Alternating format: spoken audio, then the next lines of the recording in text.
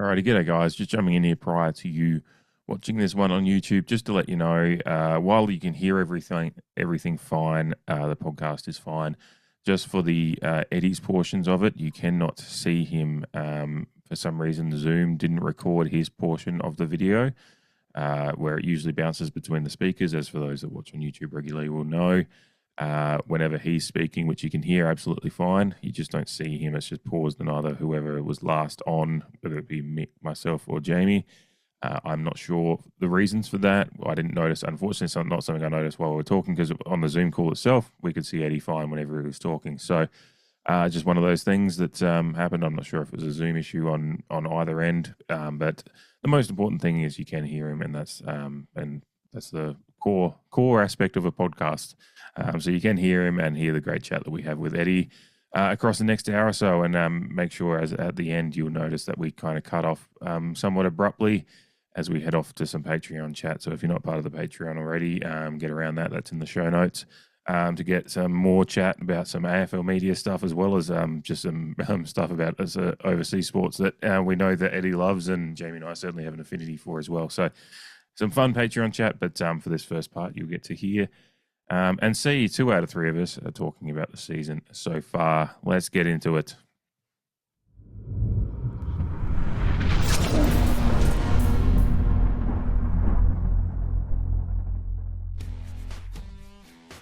Alrighty, hello and welcome to the CREEDCAST. My name is Dave, and as always, thank you for listening or watching, whether it be Spotify, YouTube, Apple Pods, or any one of the myriad of platforms available. We appreciate you being with us. We're here on a Monday evening, June 2nd.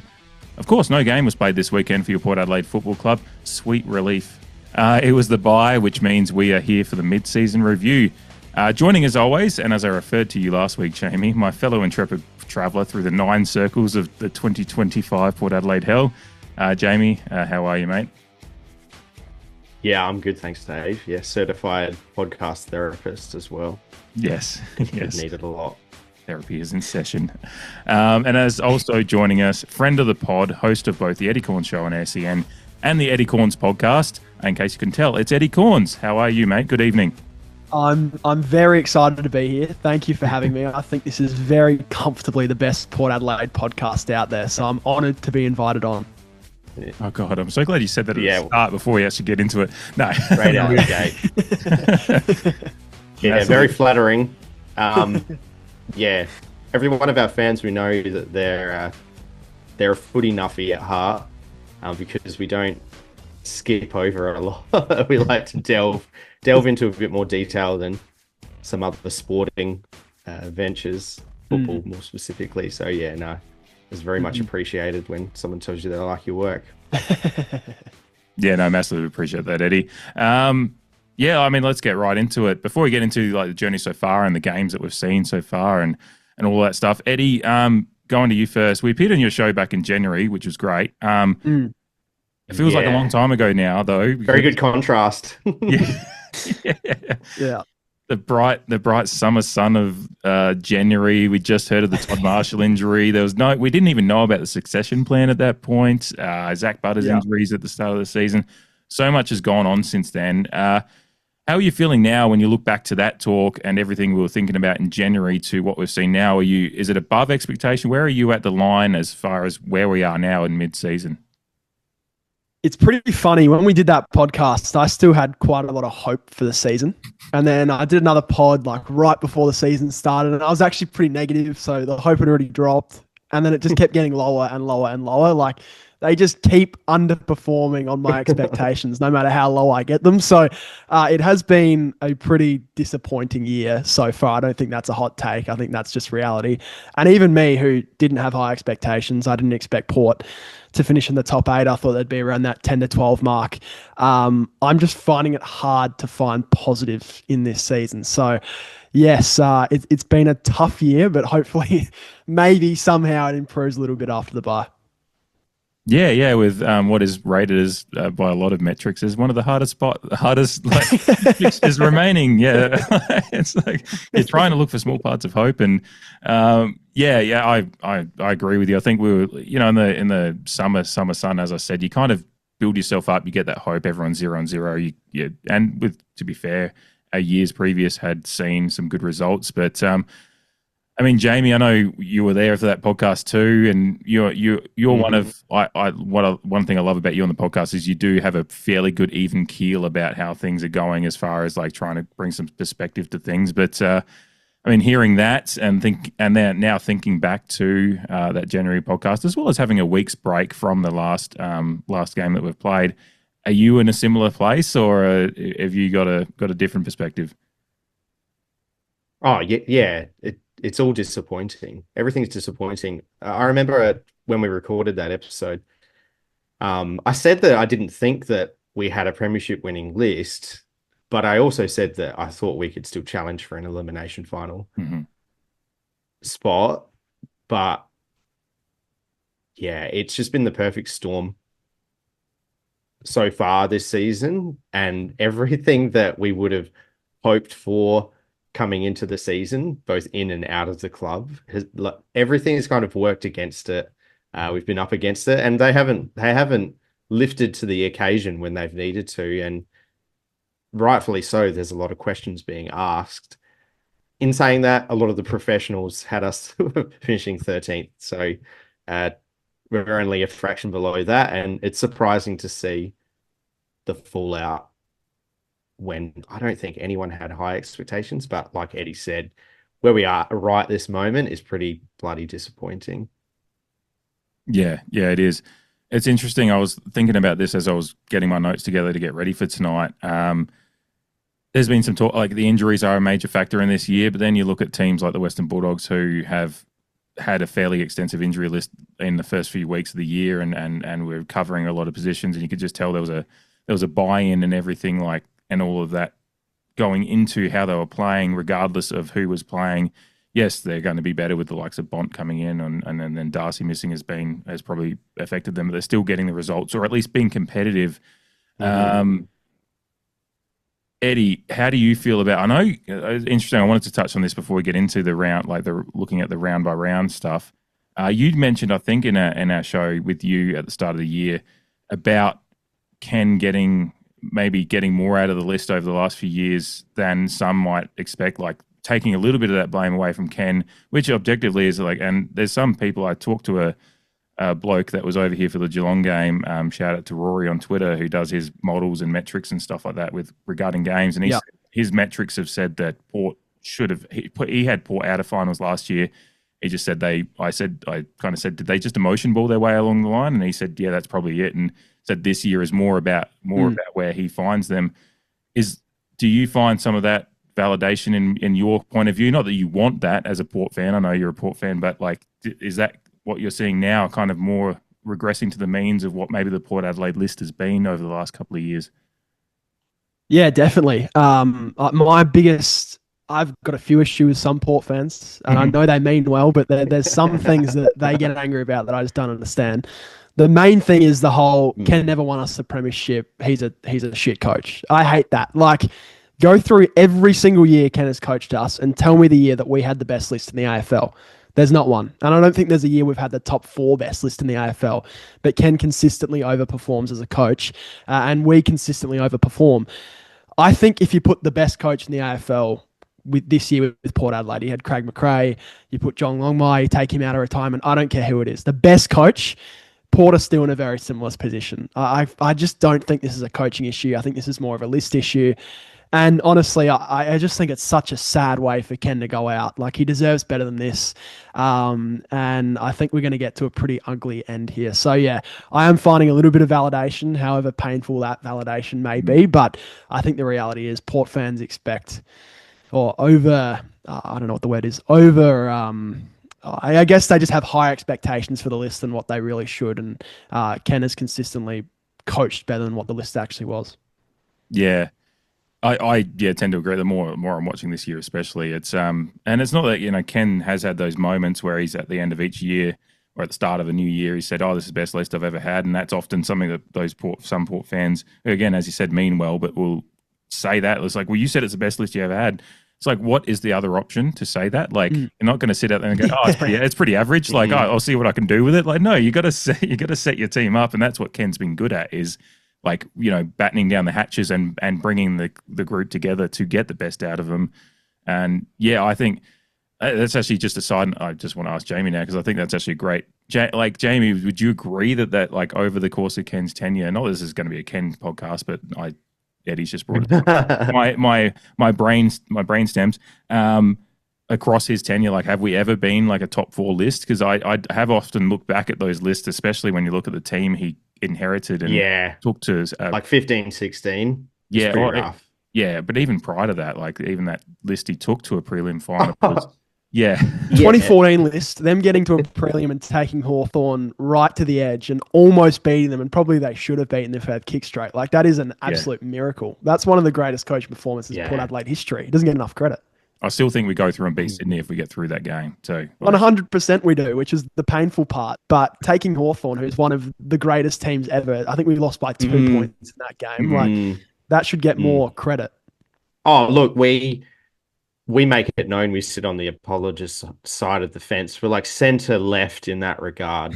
Like, we like to look at things through a critical lens, but both for mental health and other reasons, we tend to are open about the fact that we're apologists. But a lot of what you said is valid. I think the thing is that people have wanted us to just catch fire. Even what you've said is valid. Both of you have said is valid. Like, we haven't had an outstanding list. Like, Geelong in their period, those were outstanding lists. But people just thought we could have, should have, or would have caught fire and just ran with it. And coupled up with the fact that it's unprecedented, the tenure that Ken has had. But if you just sit on that surface level statistic, it leaves out a lot of nuance along the way.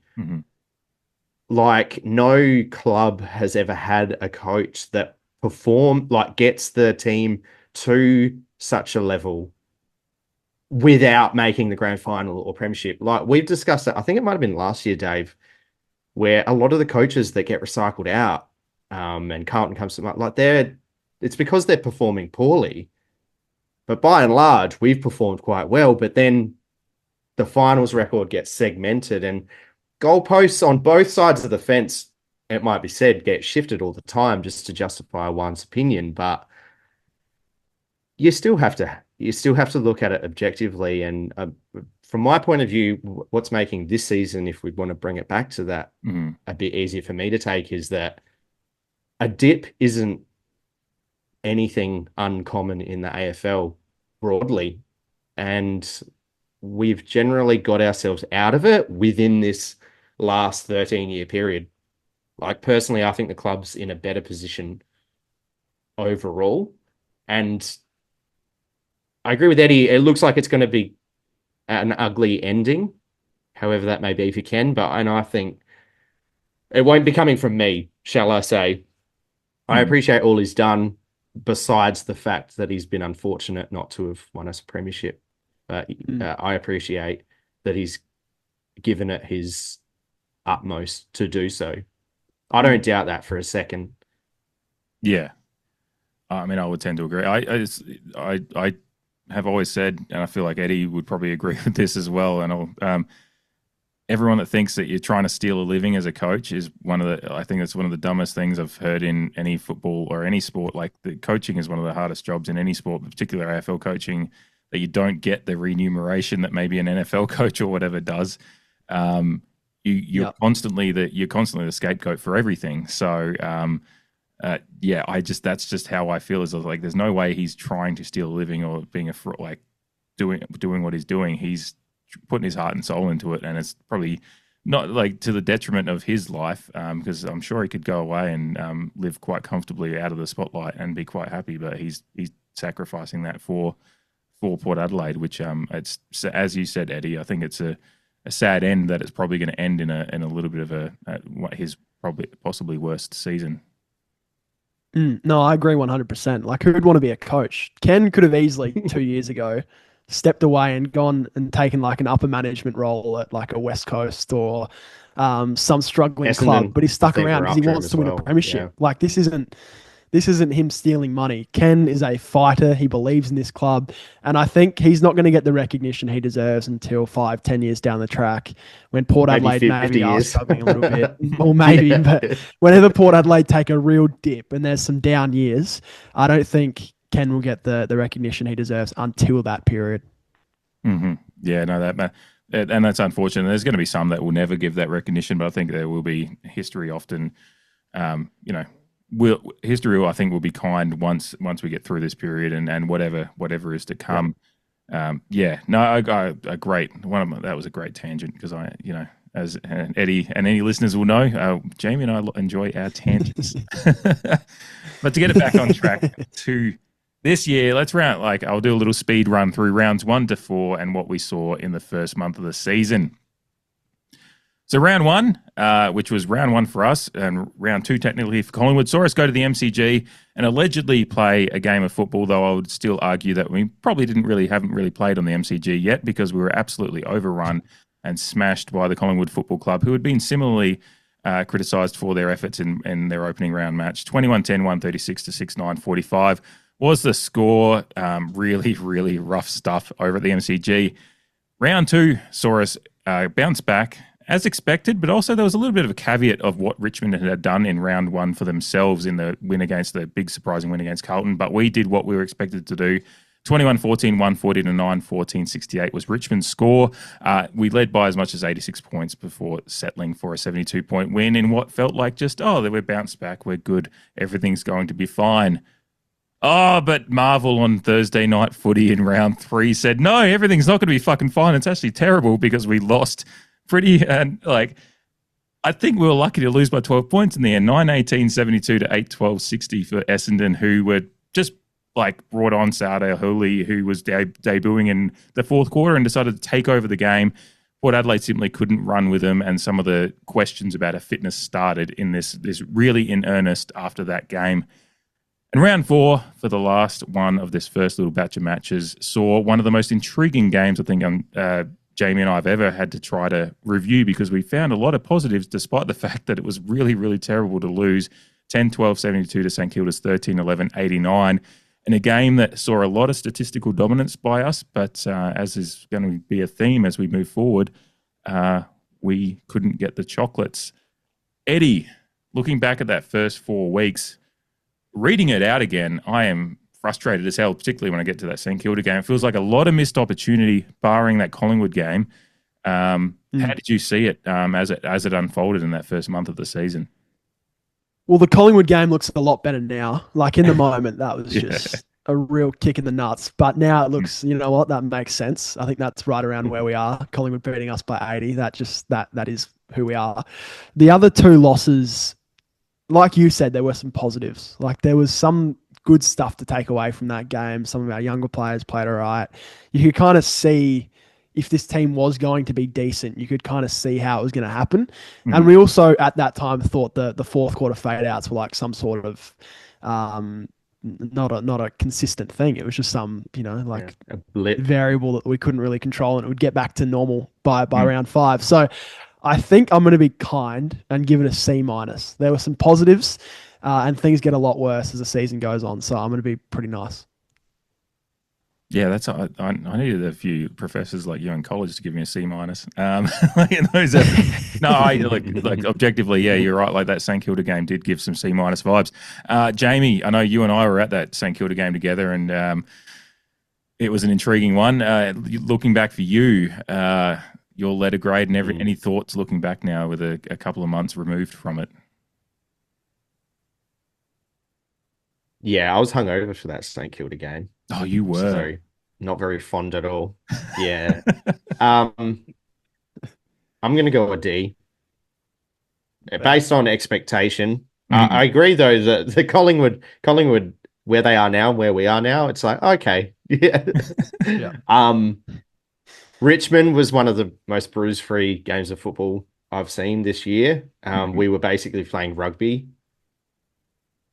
Just chucking it across the field and letting us run as well. And I think that was the game that had the. Was that the one that had the handball kick ratio 1-to-1? Like it was like 192 kicks. I'm pretty sure. Yeah, it was fairly close. Essendon, I remember being just sweating in halfway through the last quarter, and we were trying to save the game from way too far out. And St Kilda, yeah, goals everywhere from our key forwards, and stats are plenty in our favour, but St Kilda's jump on us was frustratingly too much. I can see your and those two, your hangover is coming back in real time from that game, just the way you're looking. It was foul, yeah. But in those two games specifically, the Essendon and St Kilda games, I remember watching the Essendon game, being frustrated, but going, "Oh, just hurry up and win." I said it in our review. And I'm like, this is because more often than not in recent years, we've played a scrappy game and we've just done enough and got over the line. Take the points however you can for an away trip. And then the St Kilda one at home, even still, we were coming back, and I said to you that in the last quarter, I thought we would just keep going on with it. But then we kicked about 3 out in the full and gave up all the momentum just for St Kilda to nab a couple of cheapies late. So, yeah, disappointing in the context of it coming into the season, but we nabbed a win. So that was okay. Yeah. Yeah, I'm probably about where Jamie's at with the letter grade a D. I'm probably a little bit more critical than I think you are, and maybe Eddie as well on the Essendon game. That one is where my soul started to leave my body for this season. Because it just like there was something. It was just like a slow moving car crash or something like that. It was just like the way the game unfolded, and the fact that we had them at arm's length, but then we couldn't get them beyond that, and then you just saw the way the game played out beyond that. And it was, just something about it. I don't know if subconsciously, and hindsight's 2020. Now looking back, you can go, yeah, no, I saw all the signs of what's going to happen. No, I didn't. But like, there's something about the game that just felt there was an unease that I had out of that game. And I was pretty, like, I remember going to work on Friday and just being a sour bitch at work. Dad kind of just like goes like, oh, how was the game last night? I was like, how the fuck do you think it was? Like, just I was not happy. And yeah, the St Kilda one, but then that's you compartmentalize it. The St Kilda one where I was actually like, Butters is back, because Butters came back in the St Kilda game. You started getting this feeling that out of this period of games that maybe if we get all the soldiers back, like the Butters and everyone fitter, that we might have something. And that St Kilda game, to be fair, showed a lot, whilst also showing that there's some deficiencies in how we can defend against teams getting their opportunities. But yeah, I was pretty dirty after the Essendon one, so I'm going with a D for the first month of the season myself. All righty, no, that's fair, 100%. Yeah. Look, the St Kilda one was again one of the weirdest reviews, and I encourage anyone that hasn't listened is listening now, and welcome to any new listeners. If you want to go back and listen to just a weird review as far as like how we felt about the game versus how the game actually turned out, the St Kilda one's an interesting one, because I still find it a fascinating game as far as stats go versus result, which is just one of the fascinating, wonderful, heartbreaking parts about this sport that we love. All right, rounds 5 through 8. And God, what a way to start this batch of games. I just want to live in this batch of games apart from one of them. Round 5, obviously Gather Round, Festival of Footy, a great weekend. I ended up throwing up on a friend's porch in Lyndoch. It was an incredible weekend, but that was not during Port Adelaide Hawthorn. Sorry, Jamie just almost choked on his beer right now. Port Adelaide Hawthorn, 18-13 to 14-7. 121 to 91, a 30-point win that was as much as 70 points. It was an incredible night of football, an incredible way to finish Gather Round, and we saw both the good and the bad of Port Adelaide. And again, at the time, we thought a very, very good Hawthorn team. Maybe hindsight isn't going to be as kind at this point, but an incredible night at Gather Round and a 30-point win to Port Adelaide, which felt like after the St Kilda game that we were really starting to kickstart something. Round 6, we go to Sydney, and we get out a good jump again in Sydney, 4-2 to 1-2 after the first quarter. But again, we just hold on as the game goes on. And arguably, Sydney could be feeling a little bit dirty about the fact they couldn't get the win at the time. 10-17 was Sydney's score to our 13-7. HORNE-FRANCIS turned into, I don't know, fucking Tony Lockett. Like, I don't know who he was at the time, but he was destroying everyone and was everywhere, but he couldn't quite do enough to beat us. And we get a second win on the trot, It felt like one of those backs against the wall wins, one of those ones that Port Adelaide has had over the past few years, and it felt like after beating Hawthorn the previous week, 2 in a row, geez, we're onto something here. Round 7, 14-13 to 13-10 over North Melbourne. 97-88, it was a frustrating game to be a part of. One of those ones that probably started having me start to wind back to maybe some of the more of those vibes of the Essendon game. We weren't sure. Like, we get out to a great start again, but North Melbourne keep coming, and North Melbourne have shown these aspects of their game over the last month, so maybe there's something there as well. But Port Adelaide got the jump. And a frustrating umpiring game as well. I think we made point of that when we were reviewing it, that it had its moments in the umpiring that we felt like really turned the game as well. But we don't want to be that. We don't want to be that podcast. But the umpires sucked on that day. But we got the win, 3 wins in a row. And while it hadn't been perfect to that point, we were feeling okay. We were back to a good spot. We were 4-3. Things were good. Things were good until we went to fucking Ballarat. 2011. I'll say that again. 2011, 131 to a little tiny 5-11, 41. A terrible day out at Ballarat. You couldn't blame the conditions. The conditions were shit house, and the ball was moving like a Warnie ball at his height. But Western Bulldogs dealt with it perfectly, and we couldn't do shit. And it was, again, one of those games like Collingwood to kind of bookend these first 2 months that showed that when the going gets tough, we do not get going. And we did not get going that day and got beaten once again by 90 points by rampaging Western Bulldogs. And it really, while this second batch of games is really fun to look back at for a couple of them, that back end of it with the Western Bulldogs result is really, really disappointing. Jamie, I'll start with you on this one. It was a fun month in many ways, but also a frustrating one even within the games. I don't think we really totally enjoyed any of it, apart from maybe the first half of the Hawthorn game. I've been thinking about it a bit lately as well. The only time I've been stress-free at any point this year was against Richmond, and I just don't enjoy the fact that that's the rest of those games, the North Melbourne result, we get ahead by 30 points almost and then let it wind back. And it just, while we got the wins in the month, it's looking back at it now, it's just like a lot of the signs as to what we're seeing now were there in those wins as well. And it's disappointing to look back at now with the hindsight 2020 aspect of it. Yeah, look, 3-1, it's a B straight off the top, but you are correct when you say that further signs to our demise were still prevalent in all of those wins. That Hawthorn game was just astounding. It's still going to be one of the best halves of football this year from any side.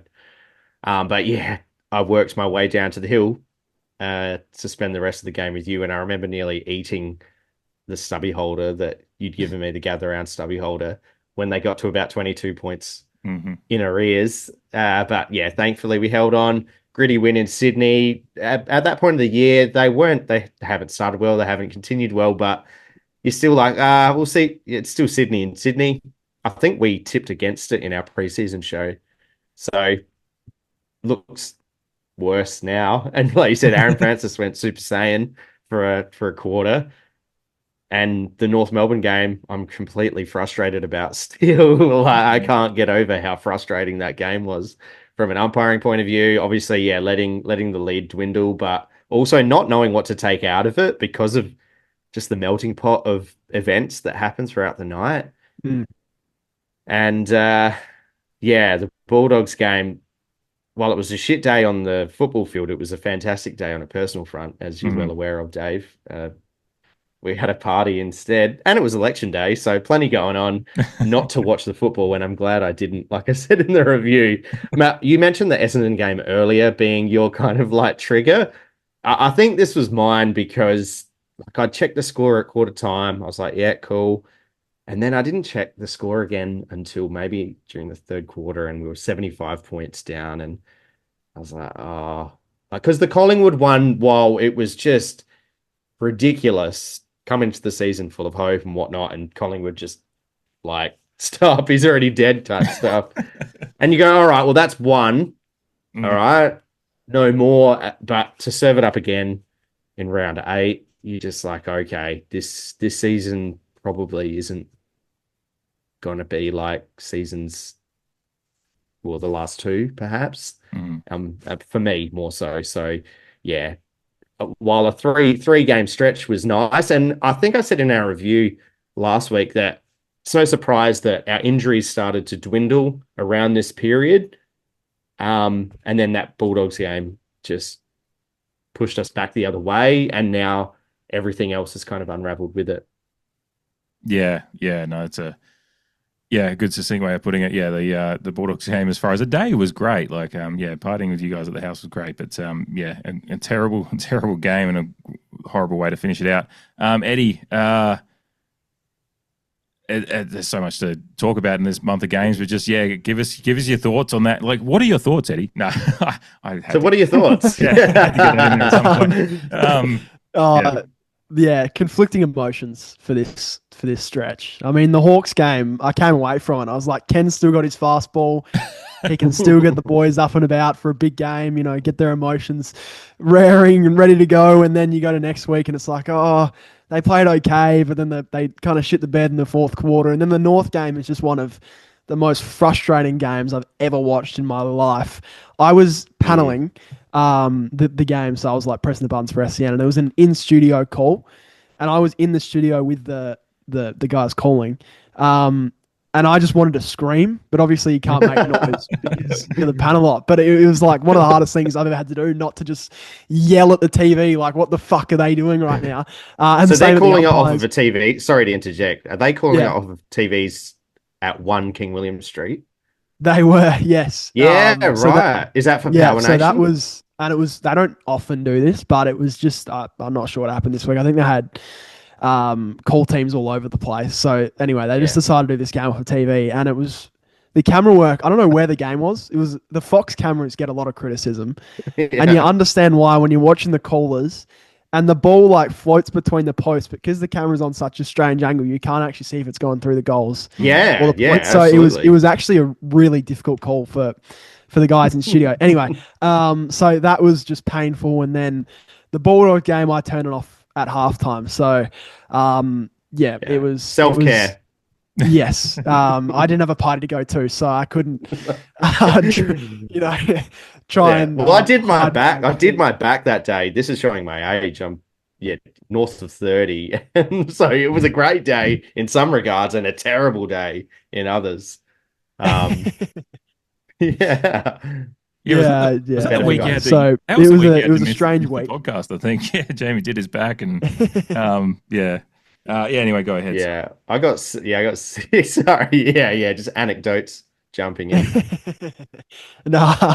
Anyway, so it was a strange 4 weeks. I think the win-loss record is a little bit not a great representation of how well Port Adelaide were actually playing. I think they were still playing pretty shit footy, but they were kind of getting away with it at points. So I'm going to go C- again. I'm going to back it up. I think I'm going to get a little bit more harsh over the next few weeks after this. I think it was just, again, there were some positives. The Hawks game was unbelievable, but even still, like, BT was saying about in the third quarter, like, the Hawks are coming back here. Like, he was actually starting to believe that they could come back. The North game is one of the hardest games I've ever had to review the next day. Like, I just didn't know what to take away from that game. Even though they won, you're like, do you go positive? But then there was so many negative things, and you go, how hard do I go on the umpiring? Because it was terrible, but it was bad for both teams. Like, so anyway, it was a strange set of weeks, and I'm going to go C-. It was like the players were dumbfounded after it. Sorry, Dave. It was like the players were dumbfounded after it. And that's what, they rolled into Ballarat and they're still just like, what the fuck happened against North Melbourne? And then they're 90 points down. Or what? Oh, yeah. I hate that game. And we won. Yeah, it's funny. I actually had a harder time. I got more frustrated watching the replay, because we watch the replay of every game pretty well. And so I watched the replay of the Western Bulldogs one and the North Melbourne one. I think I was more frustrated watching the North Melbourne one because it was a win, but it was so close. Whereas the Western Bulldogs one, it was just like, I am watching a horror movie, so it's fine. So I'm with Eddie on this period. It's C-, and I was almost going to because I find, like, it's so weird if you compartmentalize it like quarter by quarter. There's only like 3/4 actually 4/4 I enjoyed. There was the first half of Hawthorn, the first quarter of Sydney, the first quarter of North Melbourne. Everything else was fucking shit house. We played down to the teams, all those bad habits that we've got. Like we really have to get ourselves so emotionally invested to just get like 1 or 2 quarters of good football out. And when I look back at this period of time, I'm just like, geez, we should have, and a lot of people say percentage is a really good indicator of where you're at. And obviously, certainly at this point of the season, it's a really good indicator. But even in this period, we should have been looking at, North Melbourne, especially how we started against them. Not to be disrespectful to North Melbourne, but you go, geez, percentage booster option. But no, didn't happen. And just even Hawthorn get up by 70 points and then get to a point when, as you said, Eddie, like BT talking about them coming. And like me and Jamie standing on the hill, our sphincters were starting to tighten because it was, you could feel it. And like it was just lucky enough that we were far enough ahead that we could just kick a goal here and there to keep it at 3 to 4 goals length. Because if we hadn't got up by 70 points, they run over the top of us, I think, and that's an indictment of the overall kind of program, I think. So yeah, I'm at C-, probably just because of the win-loss record, but it's really like as Eddie said, hiding a lot of what was going wrong and has been going wrong since. Yeah. Oh Lord. Oh, let's get into rounds 9 to 11. A disaster. Not that 9/11 has been used in the terms of a disaster before, have they? Rounds 9 to 11. Oh, God. I feel bad for that one already, but I'm going to go with it. So we start after the Bulldogs game. Obviously, we emotionally return in round 9 in a home showdown. And again, what was a fantastic day for stats, everything that we love about Port Adelaide football, but alas, we lose to the hated arch rivals in Adelaide. 13-11, 89 was Adelaide's score, 12-12, 84. Exactly the same amount of scoring shots, the closest you could be beyond a 1-point loss. But we lose. Connor Rosie wins the showdown medal. A lot to love out of the result, and ultimately probably what's more frustrating when we get to the next 2 games in the fact that the effort seems to be there at times if we want it to be, because that was one of the better Port Adelaide games I've seen in the last couple of years, despite the loss against a very, very good Adelaide Crows team. We should have won that game. Still pissed off about it. I was there. I booked a hotel room impromptu when I was at the game because I was like, I cannot stay sober through this, and I was very, very sad in my room afterwards. Round 10, Yardapuldi versus Geelong, a game that is very, very hard to review despite the heavy loss. 5-9-39 was Yardapuldi, 17-13, 1-15 for Geelong. Injuries, hamstrings, pinging. I don't know what you say about this one. We found it hard to review because we think we still should have had better effort on the day to keep the score more respectable, but the injuries did play their role. I think we had 53 rotations, which was down almost 15 or 16 from our standard across the season as far as average. So that really, and whereas Geelong still did have 65 or 66 rotations on the day, so they still were able to rotate more despite their injuries. Again, a heavy, heavy loss, and one that kind of shows that when we down tools, we really down them and head for the showers. Round 11 and our last game before the bye, the last one to talk about, probably where the season felt like it's really hitting its. We're hitting the time now that we're starting to think that finals really are out of reach. We start well again, an 8-point deficit against Walyallup Freo over in the West at Optus Stadium. We were 6-6 to 5-4, 8 points down at halftime, but we end up losing 15-10, 100 to 7-9, 51, a 49-point loss. Again, just downing tools in the second half. Effort is, I guess, optional, it seems, at this club at the moment. And again, I'm never going to question players' efforts and stuff on the field, but this last result really had me thinking there is something just in that 5 to 10% that you talk about the subconscious, and you and I, Jamie, have talked about that a lot. In how players, just the subconscious in sports is really, really important. And it just feels like this team is one that doesn't know where they're going, and it's manifesting on the field in these second half and last quarter fade outs in particular. Go to you first, Eddie. I mean, you can, if you want to speak on the showdown in particular before you get to the other 2 shit shows that I just mentioned, but showdown's the last time I felt proud. Like, I actually, probably one of the more pride I've had in a Port Adelaide performance this year, regardless of result, was that showdown performance. But yeah, give us your showdown thoughts and then your general thoughts and your letter grade for that last 3 games of the season. I 100% agree on the showdown part of it. I think if you play that game 100 times, Port win 50 times, the Crows win 50 times. Like, it was that close. There was just a few moments at the end of the game that didn't go their way, and that happens. But overall, like, that was a performance that I don't think you can get too angry about, and I wasn't when I reviewed the game. I actually think if you look at Port's performance as a whole this year, like you look through every game, I think the showdown's probably in the top three of one of their three best games they've played. They just didn't get the result, which is why the win-loss record in the last set of games we looked at was a little bit misleading as well. So, yeah, I think the showdown was actually a pretty big positive for Port Adelaide. And once again, it was just another example. When there is some sort of emotional part of the game, Port Adelaide is still able to get up and about for it. But then that makes the next two games even more disappointing. And I think my low point of the season was post-Freo game, listening to the presser. And in Ken's first answer, I'm very much paraphrasing here, but you can go back and you can listen to his press conference. He basically admits he didn't expect Port Adelaide to win that game. And that's something Ken Hinkley has never, ever, ever done as Port coach. Like, everyone says that he's a fighter. He will consistently back in his players. But he used the excuse of injuries, which I've never heard him do. And then he goes, yeah, well, look, we tried our best, but we didn't really, truly expect to come over here and win. And at that point, I just think there's a conversation that has to be had around coaching, which I'm sure we'll get to in a moment. But for me, that was the absolute low point of the year. So showdown aside, I don't want to give it an F because there were some positives in that showdown. But I think with how terrible those last two games were, I think I don't really have any other option but to give it an F and a fail. Mm-hmm. Jamie, we talked off air if we're going to bring down the letter grades, and that's why I was like, I think there might be the need for it. Eddie's already gone there. Where are you at for the last 3 weeks that we've seen? Yeah, I'm not going to lie. This is definitely what I had front of mind when I asked that question. Because, yeah, F for Fremantle. And good on him. We've got a lot of love for Fremantle, just quietly. Yeah. Hey, there's no way going about it. Like, the showdown 50 out of 100 is cool by Eddie is a pretty decent one. Like, it was a great game of football, and my living room got a workout that night because I couldn't make it. But yeah, what do you say? Truth be told, I actually haven't listened to Ken's last two post-match press conferences, and I always watch the post-match presser, so it's probably telling about how this season is going as a whole. Sometimes I even watch the opposition post-match presser, which is real nuffy areas. Excuse me. But yeah, really disheartening. A lot of things just...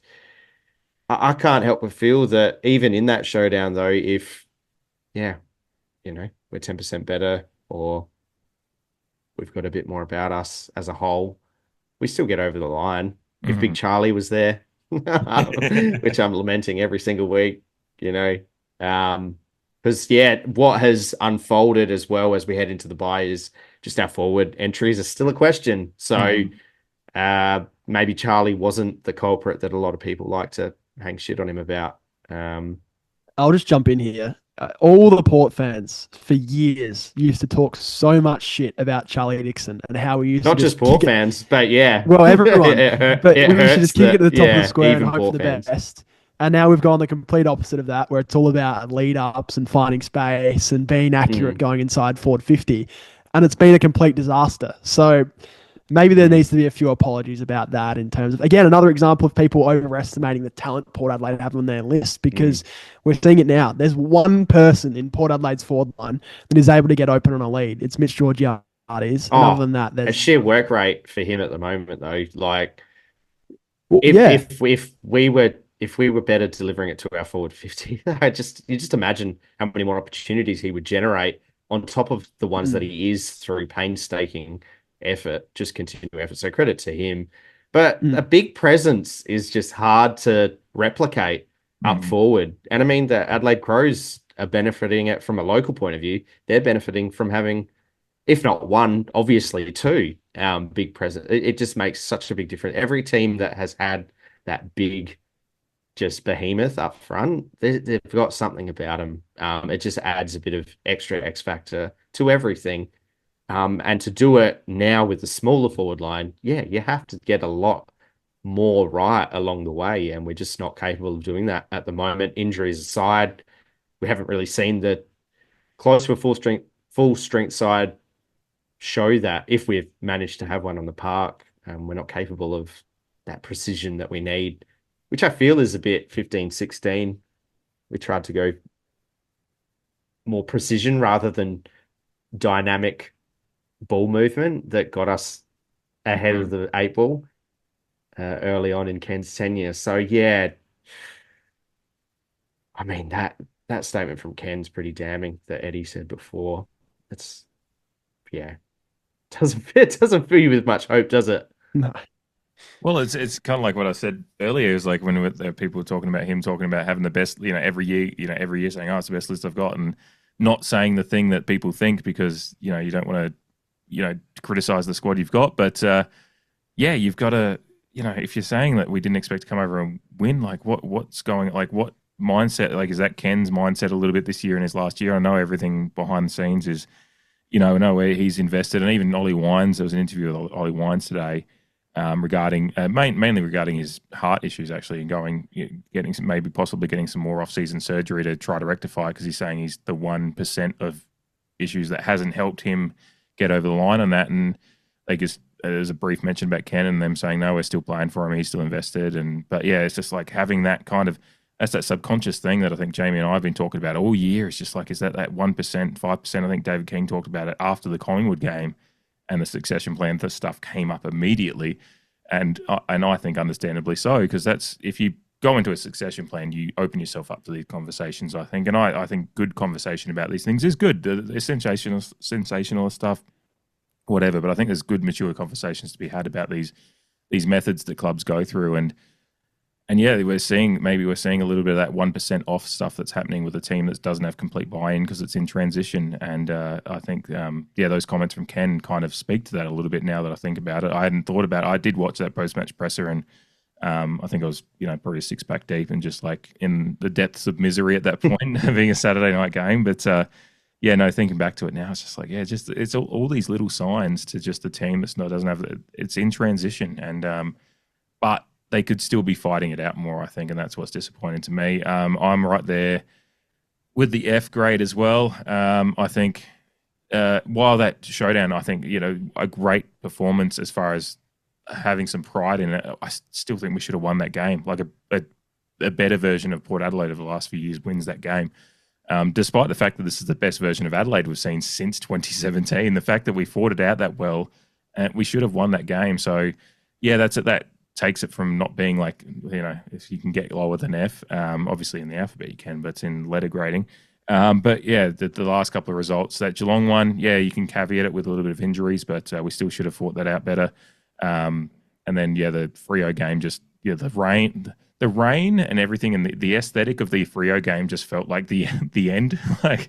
Like there should be the Adele song playing that's always playing over the Dan Does Footy bits when he does his little Insta reels when Dan's in the shower after a Carlton loss. Like that just felt like what I was watching with Port losing to Freo in the rain over at Optus. So yeah, it's an F for me for that one. And overall, now looking back, I don't know where I letter grade. I'll start myself and then I'll throw to Eddie first. But I'm like looking back at it, I'm going, it's not quite an F for the season yet, but it's a D- for me. Like the Hawthorn result and a couple of little performance things gets us just above an F for me. But considering and this is, we haven't talked about it too much at length, but this is where the injuries really come in for me. Jack Lukosius, we haven't even said his name on this podcast yet today, and that kind of speaks to the fact he just hasn't featured. And he was a massive recruit. Todd Marshall being out, Jason Horne-Francis missing the last couple of weeks, pretty much.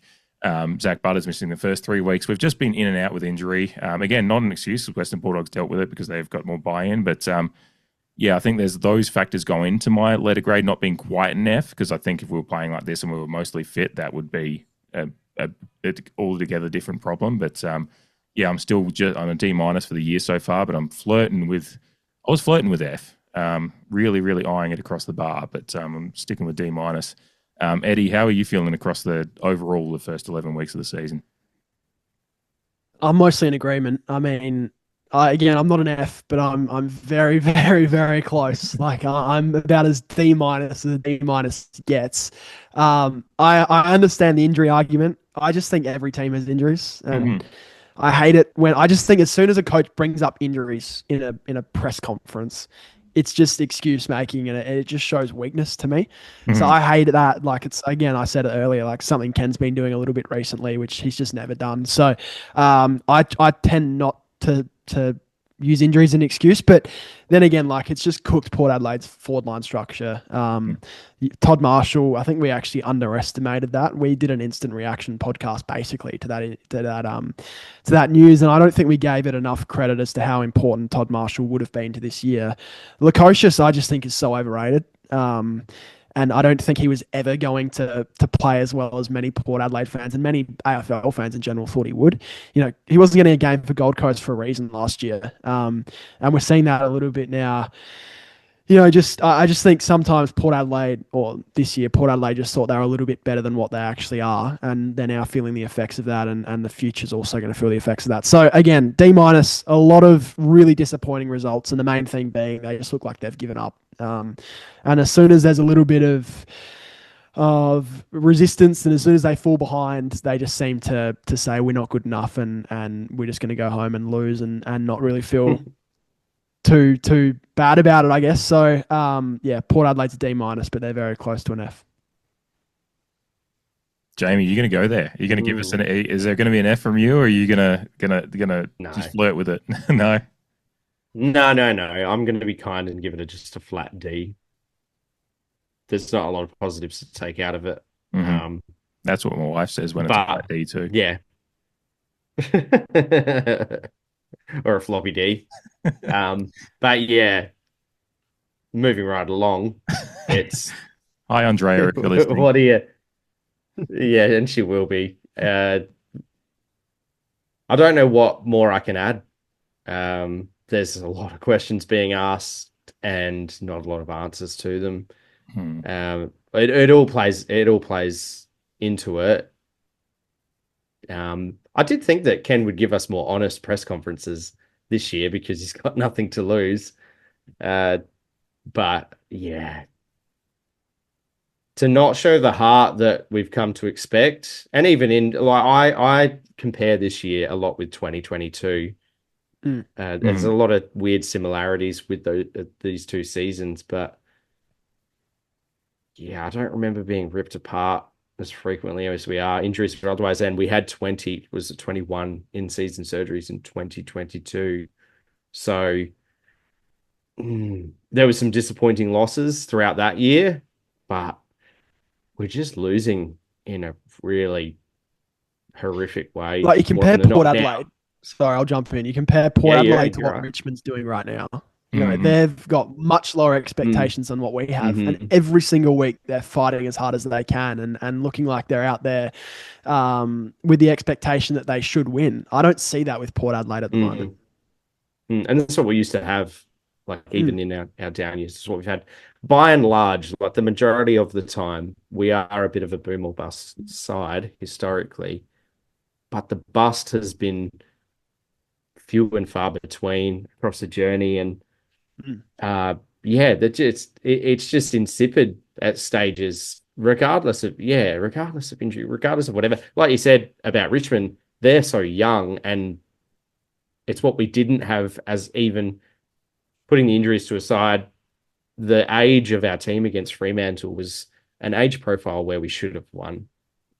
But we didn't after halftime, or we're just getting 10 minutes into the third quarter and bending over.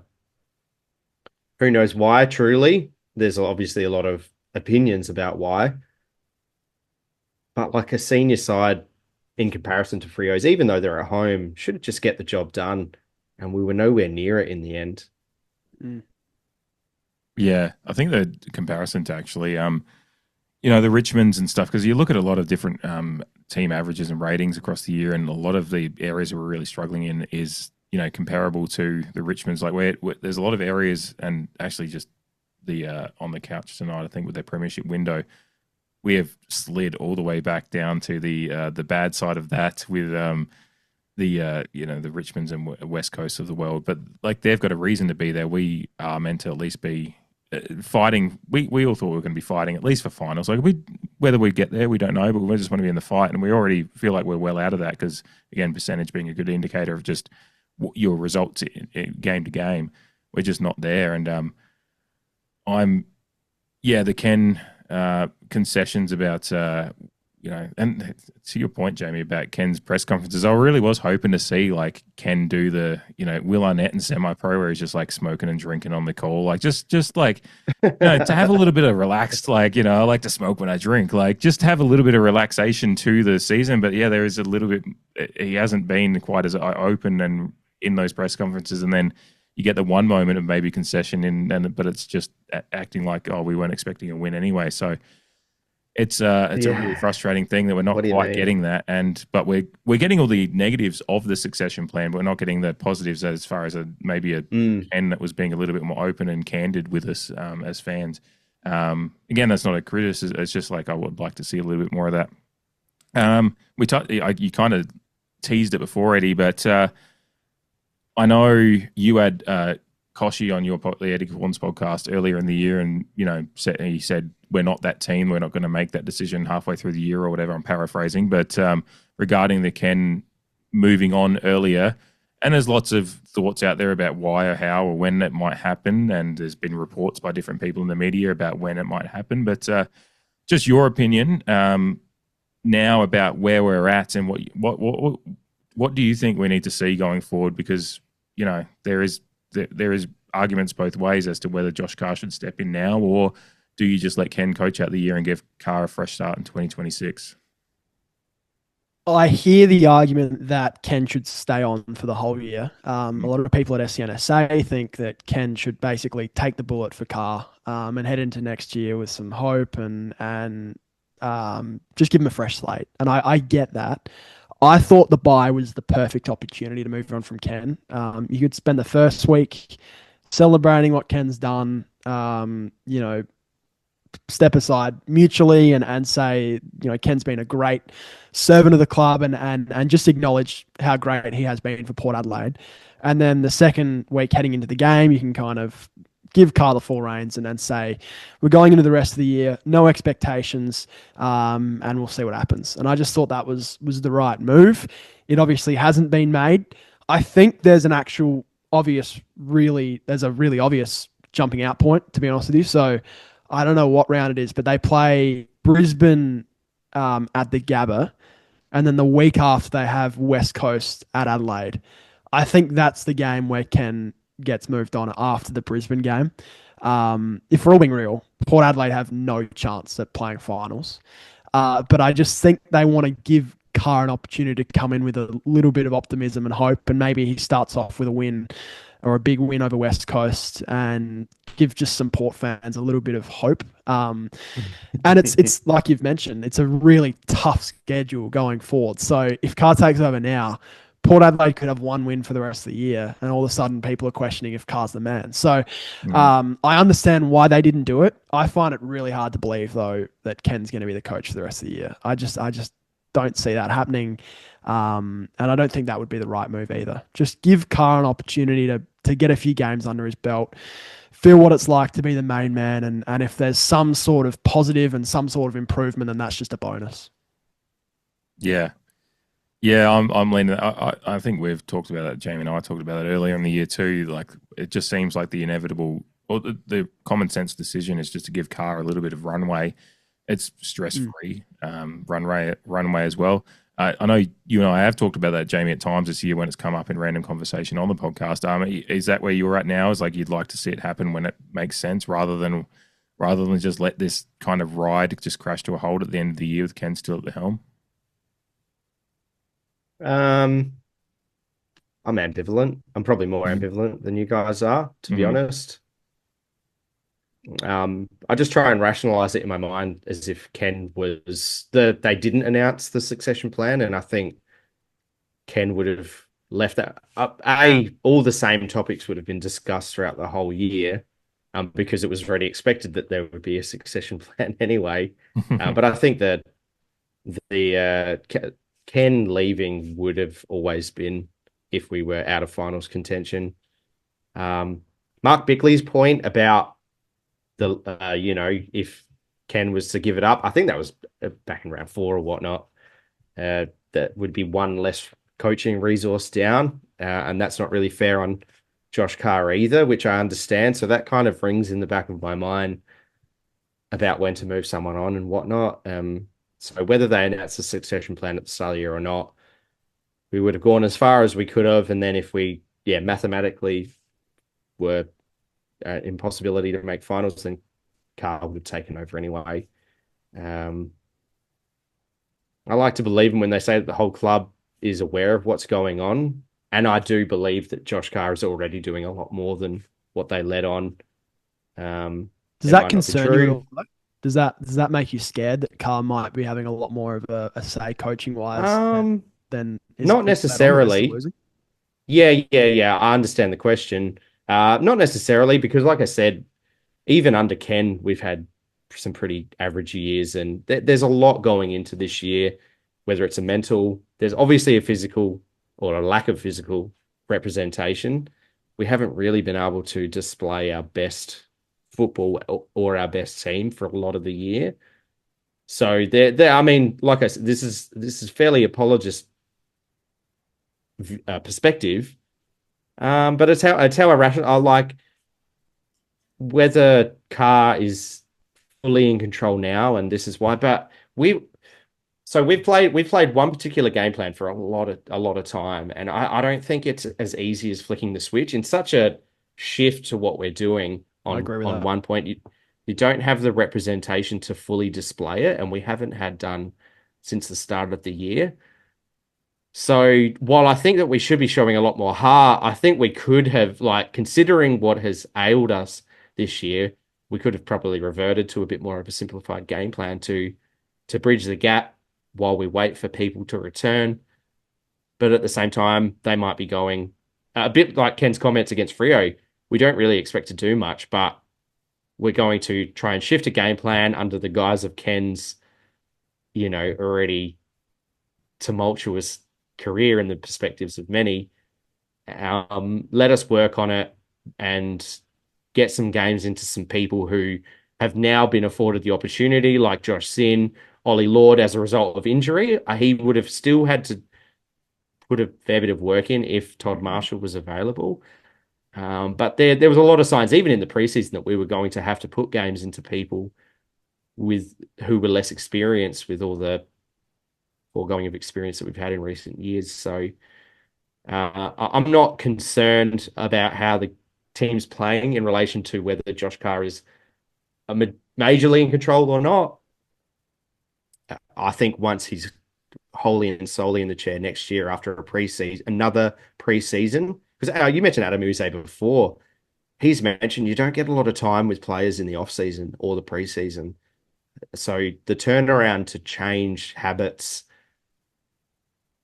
for a less experienced side in his regard or under a new game plan in our regard, it takes a bit of time, and we brought in new pieces. They take time to gel. There's so much going on that I'm more than happy to give it another preseason before, maybe even 2 preseasons before I'm jumping off Josh Carr. I want him to do sensationally well.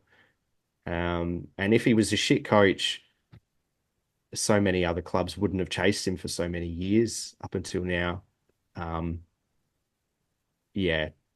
Look, it's very early. This is very harsh, what I'm about to say. But Dean Cox, everyone wanted him. Right? Everyone. Yeah. And now we're seeing that Sydney have gone to absolute shit, and all of a sudden people are turning on him. They have a lot of key injuries too, funnily enough. Well, exactly. But if I played a game with you right now and I said, all right, so here's 4 potential coach Port Adelaide could have. Yeah. They could have Josh Carr. Lay it on me. They could have Adam Simpson. They could have John Longmire, or they could have Nathan Buckley. I think Josh Carr's 4th on that list. This is another footy type chat.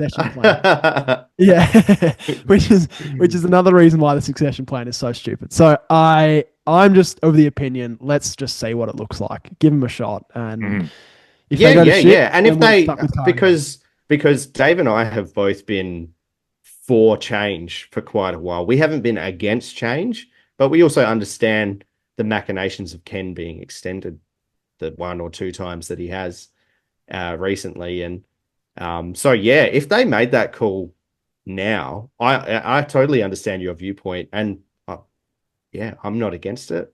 But like I said, off the top, I'm fairly ambivalent to riding it out for a bit further just to protect Josh a bit while we're in dire straits. The thing about the coaches, though, that you mentioned is I don't think mate, Adam Simpson is an interesting one, but I don't think we're realistic. I don't think we were ever or ever will be a realistic chance to get a John Longmire or a that's Nathan what Buckley. Koshy told me when I asked him. But I also think things change so quickly in the footy world, you know? And how can you kind of predict that 2 years out? Like he was talking about how they talked to Longmire, like not this offseason, but the offseason, although they kind of tested the waters when Ken was heading out of contract and he wasn't really that interested. Well, who knows? Like footy teams are constantly changing. The teams that look like they could be contending in 2 years' time all of a sudden go to shit. Some teams who look like they're nowhere, like a Hawthorn, all of a sudden, you know, favourites to win the flag, and now they're now we're on the reverse side of that. We're the team for the next 5 years, but who knows? Honestly, so time will tell. You're locking yourself into a coach so early. I know we've talked about this over and over again at this point, but I just hated it, and I think it looks worse now. Oh, it looks for all the doubters, it's playing right into their narrative or perspective for sure. What do you reckon, Dave? Yeah, I mean, I'm of the opinion that I'd like to see Carr get a little bit of runway this year.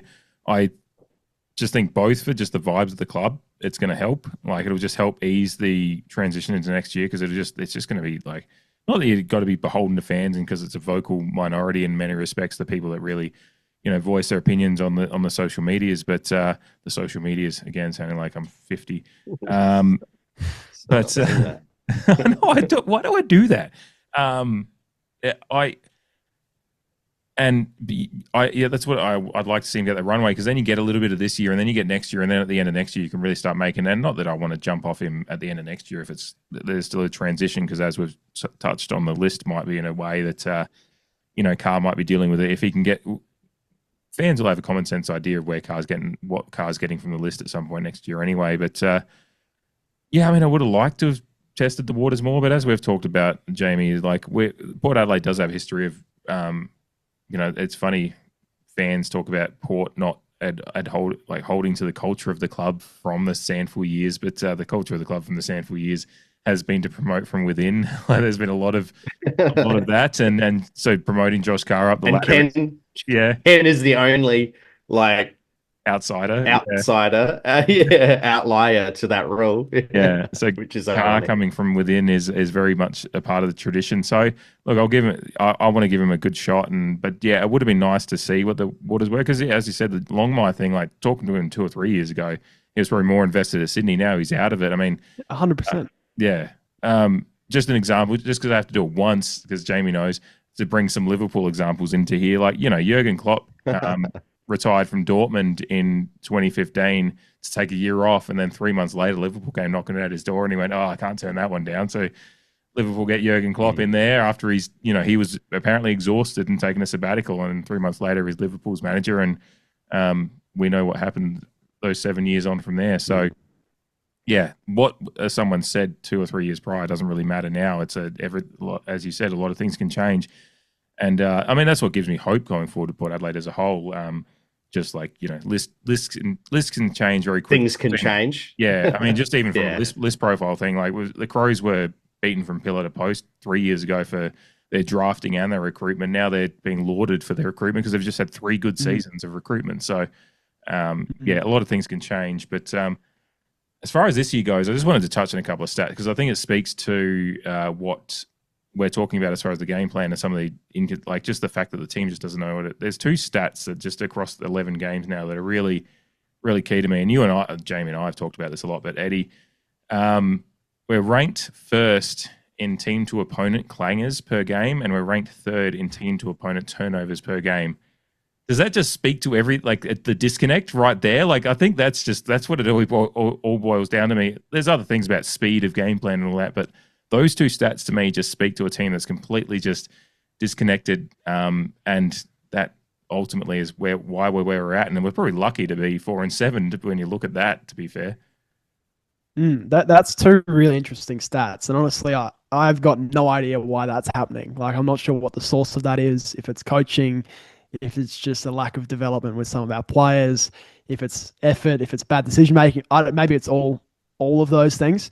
But it's a really interesting stat. Like, maybe it's just this new game style they're trying to play where it's precision and it's just going terribly wrong. So yeah, that is interesting. I haven't heard that before. Jamie knows I've been on it for a while now. It's every game. Not even surprising, is it? Yeah, I don't think anyone's dumbstruck by those stats, especially after it's well, it's all. I mean, it's been the kind of balance to the fitness argument is just by sheer weight of numbers. You're going to be hauling ass the other way and looking. I think I said it last week. The more time you're defending, the more gassed you are. They're doing a lot of defending and by their own doing, clearly. Like, one thing that I saw in the preseason was, at least if we didn't have a clear option, there was a few moments there where we would at least kick to space to allow some of the small forwards, medium forwards to do their work at ground level. But yeah, we're doing it. When the pressure's really on, when we're fatigued later in games, we're just regressing to a bomber to no one kind of habitual behavior. And there's no Big Charlie. There's not even a Todd Marshall who, by comparison with an Ollie Lord, would have a lot more contest about him just through experience at a minimum. So, yeah. And we're just getting torn up. We have no time to set up behind the ball. And yeah, teams are making us pay, rightfully so. Those numbers are terrible. But like I said, no surprise. Yeah.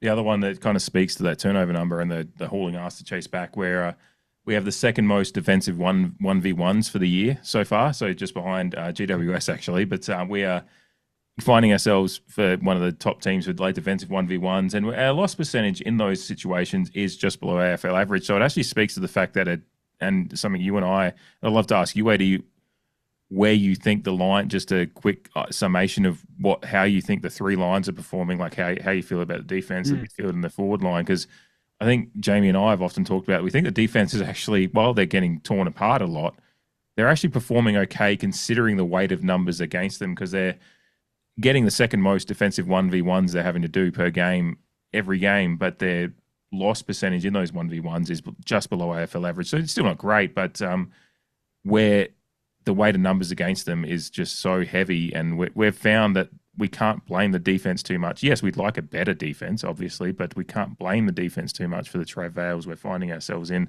So I'd just love to know how you feel about the three lines, because I mean, just not to lead the witness, but I'm also going to lead the witness. Jamie and I have been very disappointed in the midfield this year. So, yeah. I actually think Asava and Aaliyah have been unbelievable. Like, I don't think they're getting enough credit for how good they've been this season. And you look at the scoreboard and you assume that they've just been shit. But I just think they're getting left out to dry by everyone else. I mean, listen back to our preseason podcast. The expectations we had for Logan Evans, and he's in and out of the side now. And you're missing Dan Houston, and it all flows into one thing. So I think defensively, I actually think we're playing pretty solid defensively, particularly on the back of Aaliyah and Asava. But they're just getting so many opportunities because our mids aren't running hard enough to get back. Our forwards aren't running hard enough to defend. Transitions too easy, and then we get the ball back and we're turning it over, like you said, with those stats. And then that's easy one-on-ones, and it's a free hit for the opponent, basically. So I would actually say the defense has been... It's actually impressed me. I think it's one of the few positives of the year. Just in terms of pure defensive stuff. The rest of the transition and Aaliyah and Asava's ball use is still below average, and there's still a lot of frustrating things coming out of the back 50, and we're feeling the effects of no Houston, all that stuff. but Aaliyah and Asava particularly have been impressive. So I'd give like the defense like a 6.5 out of 10. I'm in agreement with you on the midfield. They've been pretty disappointing. The move of Rosie to halfback was genius because it allowed people like Ollie Wines and Willem Drew to actually be able to play a role. They just kind of felt aimless at the start of the year because there was just no room for them to do what they do best. So there was like that 3-week period where they looked pretty good and they regressed now to where we are at the bye where they've gone back to shit basically. So look, I think the midfield's been probably a 5 out of 10 and then the forward line has just been a disaster, but that to me is just talent. Like, there's no coaching that can save that forward line, in my opinion. Ollie Lord, I wish he would be able to take a mark. Like, he's up there with one of the more disappointing players this year. Georgiades is doing all he can. I think he's the second most targeted forward in the AFL, which just tells you how poor the rest of our forwards are, where you're just getting no mix of spread across the forward line and entries. They're all going to one person, which just makes it easier defensively. So maybe Georgiades is actually having an underrated season because of the attention he's getting. Yeah. I think Richards has been not as impactful as we would have liked on the scoreboard, but I think he's trying really hard. I think he's probably our best defensive forward. I think the opportunities will come for him at some point this year. I haven't given up on him at all. You know, we heard really good stuff about Berry and he just hasn't fired at all this year yet. So, again, just talent-wise, our forward line just has no hope. No Lukosius, no Marshall. They were just lamb to the slaughter, basically, as soon as the season begun. So, they're a 4 out of 10. Maybe even should be a bit lower than that. But I just think talent-wise, they're just cooked from the start. Yeah, that's a very, very good. Very, very similar to how we've been reviewing it across the year. Actually, it's just it is like that's what's amazing is like that. You know, you look at 3 90-point odd losses in the year, and you think, well, there's no way you'd be calling your defense the best line of the year. But as far as what they're doing, like, geez, can you imagine how much worse it would be if one of Aaliyah and Asava were injured as well? Because Asava's taken a workload. Aaliyah's been playing. I think at the start of the year we said he was borderline All Australian form, and I know it's probably fallen away a little bit just because of weight and numbers against them, but. Love to know your opinion on just one in particular, as I just brought him up last week because I thought we really missed him. I think Lachie Jones has been underrated this year as well down there. I know he still has his moments. Like, he's got to clean up that stuff. Like, I'm not saying he's not far from a finished product, but I think some of the stuff, I mean, there's something I brought up in the Geelong game. When Lachie Jones hamstring pinged, at that point in the game, Georgiades and Jeremy Cameron were equal on the Coleman ladder, and now, like, Georgiades is on 24 goals and Cameron's far and away on 38. So, like, I think that little moment just kind of showed the level he can be at. And I think we missed him last week against Freo. And overall, I've actually been like, there's little signs to him. Like, just as one example of a young one, but I actually like to know just who your kind of underrated player of the year is overall. But and again, not leading witness, I just really like Lachie Jones' game. But just someone that's stuck out to you despite the year that we've had. So Lachie Jones is a funny one because I've got this prejudice against Lachie Jones because I thought before this year he is the worst footballer that's ever played football. Like, that was my opinion of Lachie Jones. And then probably 2 weeks before he got injured, Daniel Hoyne was on Sports Day and I was paneling, and he does this Guess Who segment. And I can't remember exactly. Oh, yeah, you were, because they threw to you, I think, at one moment. Yeah, so they basically were like, oh, who's taking the second most intercept marks this year? Yeah. And I was thinking, and I was like, who's the shittest player that no one's ever going to guess? And Lachie Jones came to mind. And I was like, I stormed in the studio and I was like, Hoyne, I've got it. It's Lachie Jones. And he just got so flat. And he was like, yep, I don't know how you've pulled that one out of your ass. And I was like, because he's the shittest player that's ever played football. But then after that, I kind of started paying a little bit more attention to what he was actually doing. And like you said, he's been pretty solid. Like, the Geelong game was funny. It was the perfect summation of the Lachie Jones experience. He was taking really solid intercept marks. he was trying really hard in defense, and then he'd get the ball and he'd do one of the worst handballs you've ever seen, or he'd kick to someone and you're like, what are you looking at, Lockie? But at least he was trying. So I actually do think he's having an underrated season. It sucked he got injured because he was one of the bright spots in defense along with Alir and Asava. So I just think expectations-wise coming into the season, Lockie Jones is probably the answer for the most underrated player. Yeah, I'm not sure what the other answer would be. Do you have any other like nominations? I'll let you go first. It's a thin. Yeah. It's a thin pool. Padding for time. I don't know if you can. I think Asava would probably be the only other one, like based on expectations. Josh Sin, and funnily enough, they're all coming from the defense line. Josh Sin, I think, has had the opportunity to show a bit, but he's lacked defensive accountability. But his ball use on the other end of the spectrum has been it matches up with a lot of people's hopes and dreams for Josh Sin. But yeah, I think Asava would be the only one. Like the forward line, like Eddie said, pretty rough down there. There is some metric. I mean, maybe Georgiades, just purely because of the attention he's getting. It's actually a miracle he's kicked as many goals as he has. Just continuing on this run, just plenty of shots on goal.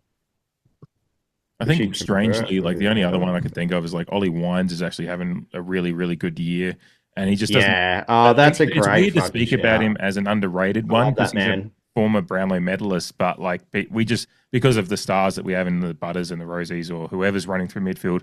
As part of and Eddie, I'd love to hear your thoughts actually in a moment. I'll throw to it in a sec, but I think Ollie Wines, just with the weird midfield mix we've been having, he's actually been performing pretty even keel across the year. Obviously, apart from when he got subbed out with the heart issue, I think he's been really, really good, and it's just like it's weird to think of him as underrated, but because of the stars we have now, the young and up-and-comers, or not just up-and-comers, they're now bona fide stars that we have now.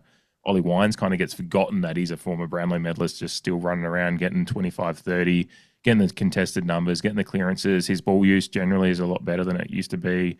Not a lot better, but just percentage-wise a little bit better and little things like that. But speaking of that, Eddie, a big gripe of mine this year, I think it's probably where we're going wrong, because I had a look, like ruck win percentage, we're top 5 in the league, but then clearance numbers and all of those things are terrible, and contested numbers and everything.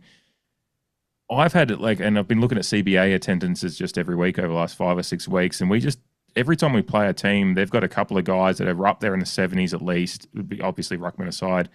Whereas we seem to have this really weird mix of guys, like maybe one guy that's up in the 70s or 80s, but then the rest we've got a lot of guys running through there. It just feels like the midfield, we're not getting we haven't found a consistent mix, and we're actually we're playing with it too much almost. And maybe it's just a part of the factor in a transition year, but I'm wondering, like, as we spoke about the midfield being a disappointing line considering the talent we have in there.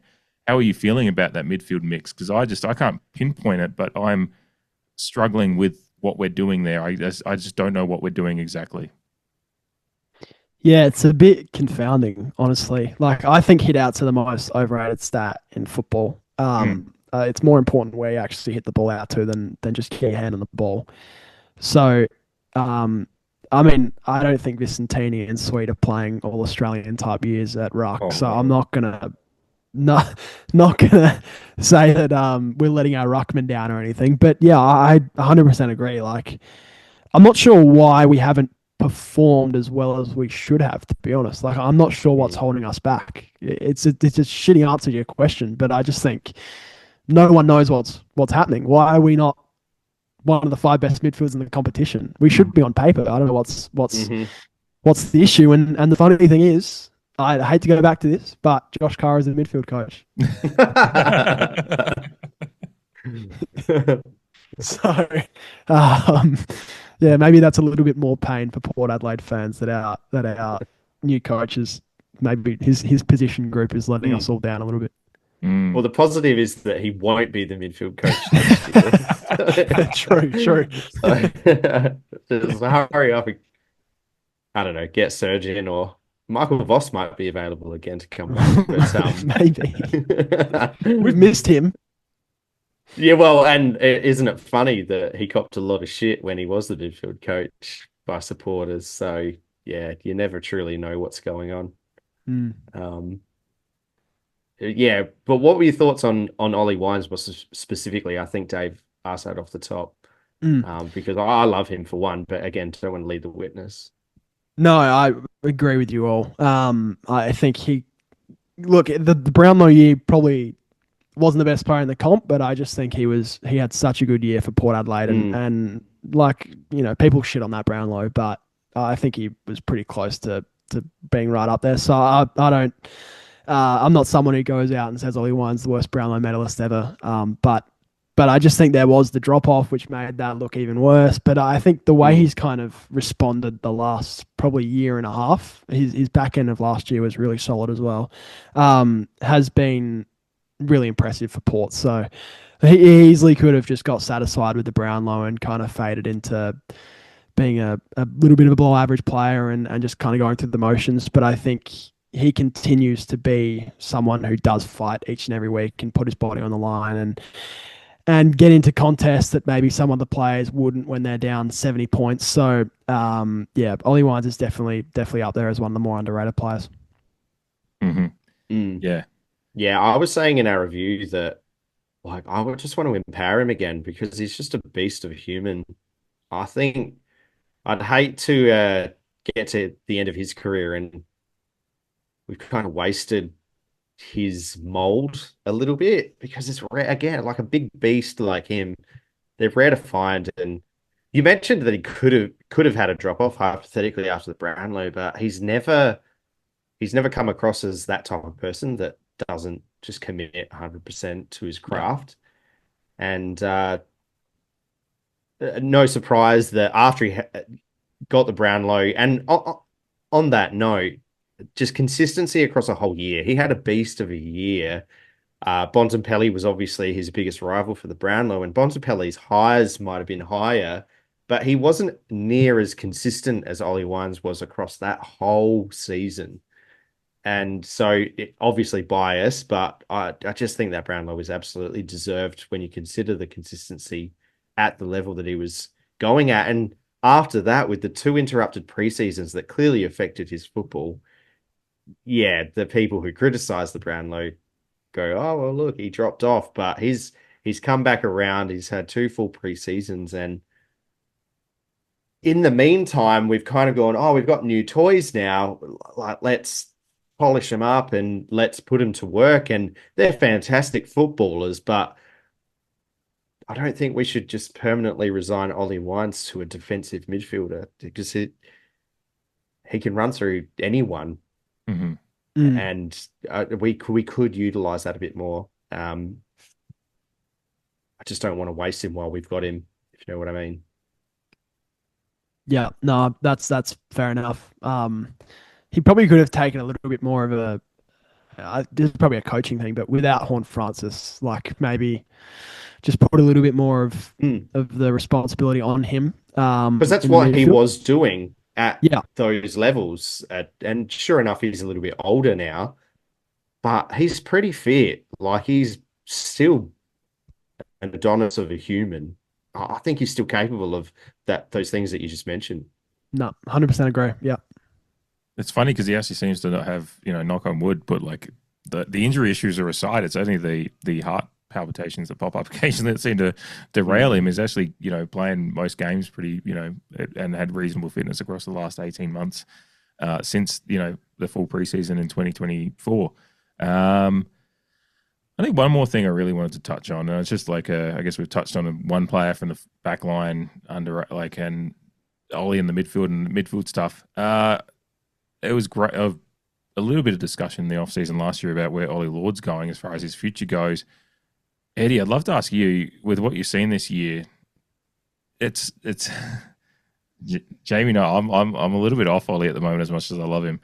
Are you seeing anything in his game that suggests to you that you can persevere for a few more years, or would if a team like Geelong is coming in the off-season or something like that, do you just go a different direction? Because it's just it doesn't seem to be, I had made this point with Jamie a week or two ago. Riley Thilthorpe is from the same draft, and yes, Thilthorpe was number 2 pick or number 1, whatever the machinations of the academy picks and stuff are. But these are players from the same draft. His development has just been is just completely different. And yes, it was 49th pick versus second pick, but considering the raps we've got on him, I'm just like I expected much more out of him at this point. Considering some of the highlights he had a couple of years ago, I'm kind of concerned about where he's at, and I want to be respectful to him as a player and a person. But I'm just it's just what I'm seeing on field. I'm quite concerned about where he's at because I thought we'd be further along with Ollie Lord. I think that's a fair enough point. I was expecting more from him this year as well. And like you said, you look across the competition, players that were drafted at a similar time as him, and they're further along in their development. The tough thing with key forwards is they always take so long to come around unless they're truly special. Like Phil Thorpe, I actually don't think gets enough credit for how quickly he's come along because he had that whole massive injury in there as well. So I always tend to be a little bit more patient with these forwards. There was a lot of conversation around Georgiades and whether he'd want to head back to Perth a few years ago now, and he was underperforming and probably smart we didn't move on from him. He was potentially going to be part of the HORNE-FRANCIS deal. So you look at that and you go, maybe we should stay the course. Honestly, I think I would be more, this is a hotter take, I wouldn't be too devastated if we lost Bergman. Interesting. Yeah. I just think he's a little bit overrated. Yeah. Was that overrated? Did you just say? Yeah, I know. Yeah, I just think clubs get way too nervous about letting players go. And giving him basically a blank check and saying, Miles, put however much money you want on there and however many years you want it for, I just think is a poor decision. And if there's going to be a team like a St Kilda who's willing to go above and beyond and pay him, 1.7 or whatever the number is, I just think they've only got to cop that. Yeah, and maybe we get Wanganeen Miller, who is a better player. Like Wanganeen Miller is a much better player.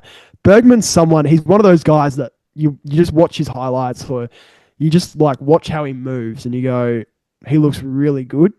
But I think when you dive a little bit deeper into his actual ball use and his kicking accuracy and you go through like every single touch he has each game, I just don't think it's as pretty as what his kick looks like or one intercept marks he takes a game or something. So, or one chain of handballs he starts. I just think he's a little bit overrated in that department. Yeah, I actually understand what. Yeah. Because he's a darling of the football club. Man, you throw some flowing blonde hair off the back of a good-looking footballer, and it's just like, you can make up for a lot. But well, he takes a great mark. He takes a fantastic mark, and I understand where you're coming from with the ball use.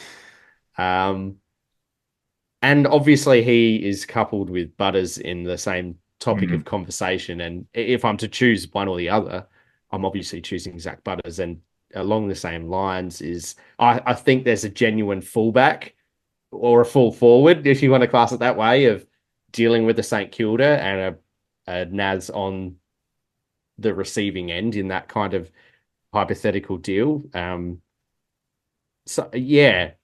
I understand where the criticism comes from, but it's not often that Bergman is in the crosshairs of someone because he is a bit of a darling. Like you can't doubt his effort, I guess you could say. And I like that we're trying him in the middle. He has a bit of grunt about him. He's built. He prides himself on his fitness, and he can take a great mark. But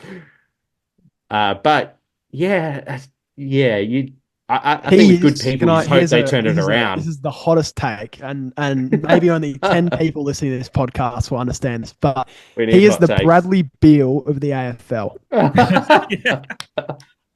He looks great. You watch his highlights and you go, that's a great player. But you can't pay him like a superstar. He's not a superstar. I'll cop that. 100%. Don't want him to go. Yeah. But it's not a travesty in my mind if we get the right deal. The Bradley Beal of it. Started on Ollie Lord. Started on Ollie Lord and Bergman's out. It is. I mean, it is There part you of it. It's go. like, because the report, I don't know what the report was in the contract offer, but it was like that we've given him a significant contract offer. And like, I was very, very okay with the offer we gave Butters. But yeah, Yeah. I don't want to hamstring ourselves with offers like that to players like Bergman, because as you said, they just, there's, yeah, they're not offering, like, Butters is a generational talent. I'll be sick if Butters goes. Oh, yeah.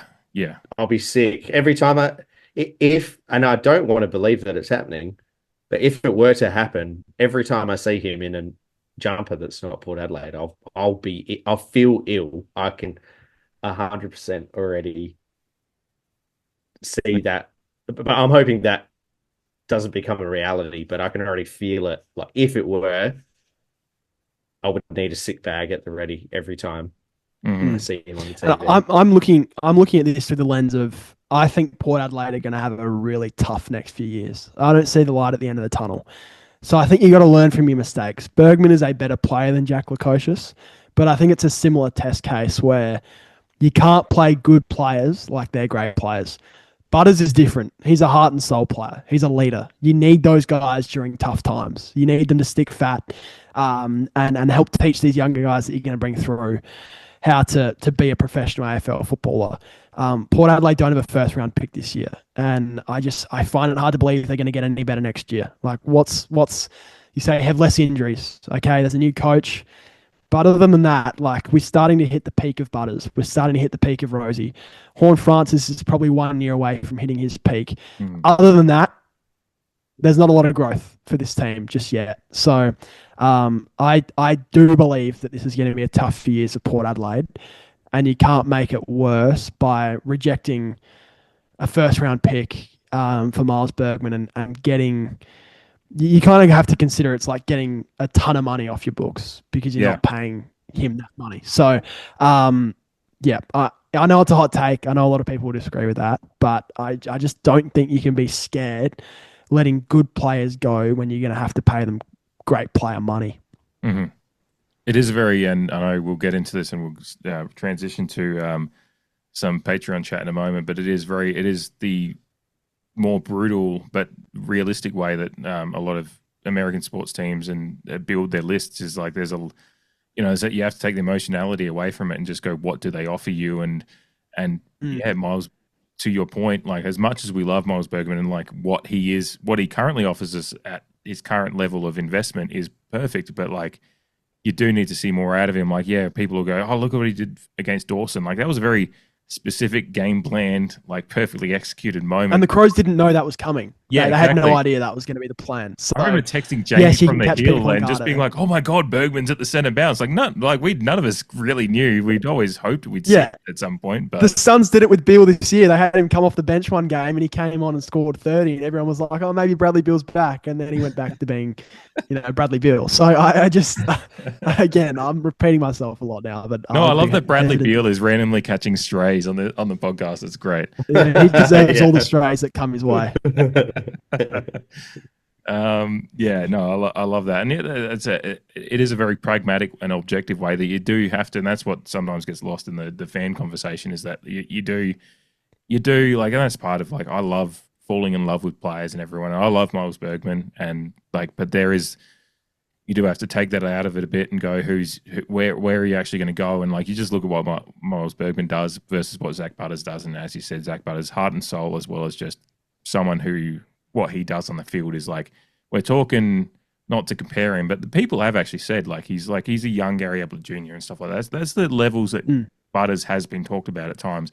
Bergman will never be there. So yeah, that's where you've got to compartmentalize those two different contract talks. It's like, Butters does deserve that, whatever contract it is that they've talked about, that it'll be the highest deal. And that's on current, the salary cap's going to increase over the years anyway. So, but Bergman has to be talked about in a different way. And yeah, I was a little bit concerned when I saw the offer that Bergman was reportedly getting given, because, yeah, as you said, there could be a transition couple of years where it's kind of, you don't reap the benefits of giving that money to someone like Miles Bergman versus going to the market and maybe rebuilding through the draft a little bit alongside keeping your Butters and co. But that Butters decision. And a lot of tough decisions are coming from Port. Like, if they want to get back to where they want to be, they're going to have to make some big calls. And I think one trap they continue to fall into is some guy who's kind of fallen out of love with his old club goes, I want to come to Port Adelaide. It doesn't happen very often.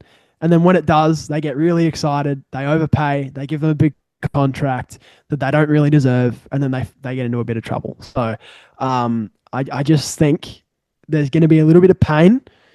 Letting Bergman go is going to be a part of that if they do make that decision, but it'll be worth it in the end.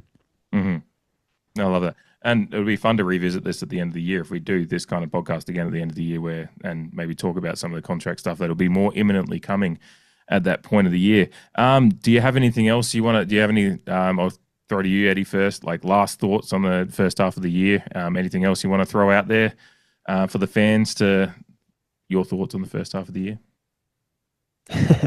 No, I think I've said most of my piece. I would just say, don't get your hopes up for the back half. I reckon there's probably 2 wins on our schedule going forward. So I don't think it's going to get much better. But at least we have hope with Carr. At least we're not Carlton, who are just, their salary cap's cooked. They've had Michael Voss for multiple years. They don't really have any, other than Jagger Smith, who's coming off a major injury, they don't really have any guys that they can point to and go, we know that he will be a face of our club for the next few years. Just give him time. So, look, it's going to be painful. I think Port fans are going to appreciate more of what the last few years have been. And hopefully we don't end up like a St Kilda or someone like that. Jamie, your last thoughts on the first half, and how many wins do you think we've got coming? Look, I think we got more than a couple if we get our fucking shit together. In some regard, that's the key, isn't it?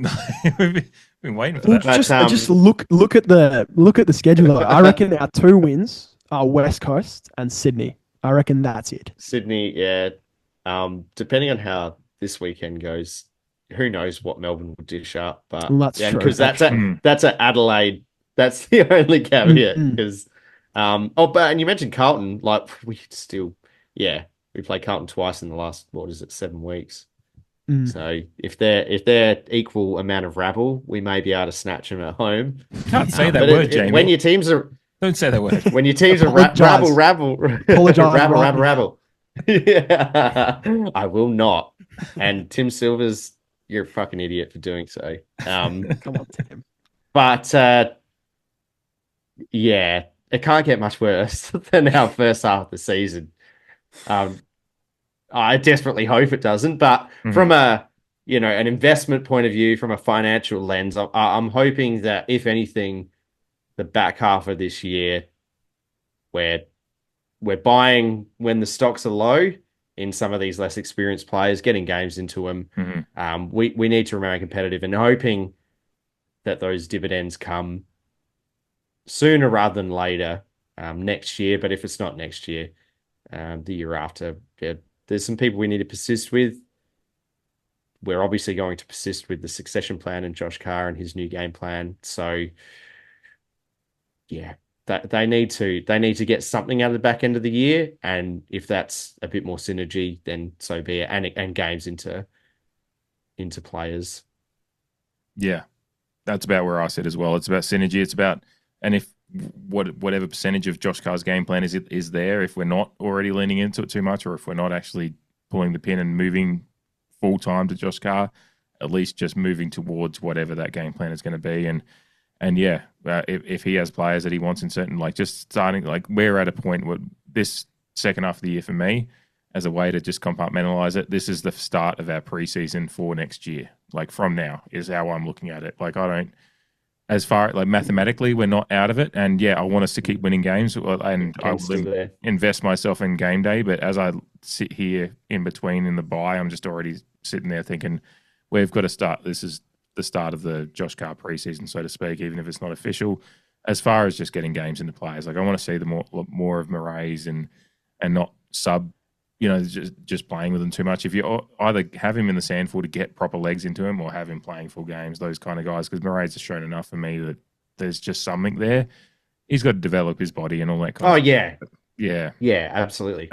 Berry, either has to just sit like just no sub appearances for some of these guys that are bouncing between sub and starting and back in the sandful. It's just like you're kind of messing with their first year of development, I think, a little bit. So it's just like, yeah, as you said, just let's just find some synergy, but then also like, yeah, finding synergy and then saying get the young guys in is sometimes a little bit of a like it's a flawed idea. You can't fall into the Matthew Primus trap. Like Primus would just play young guys because they were young and they were nowhere close to ready, and then lose all their confidence and then start believing they weren't AFL players. Yeah. So you just got to find that balance. But I agree, Moraes has to play. It's either sandful or up. Like you can't just play with them both between, right? Like you've got to just find where their level is for the rest of the year and develop them properly, and then hope that next year works out. Yeah.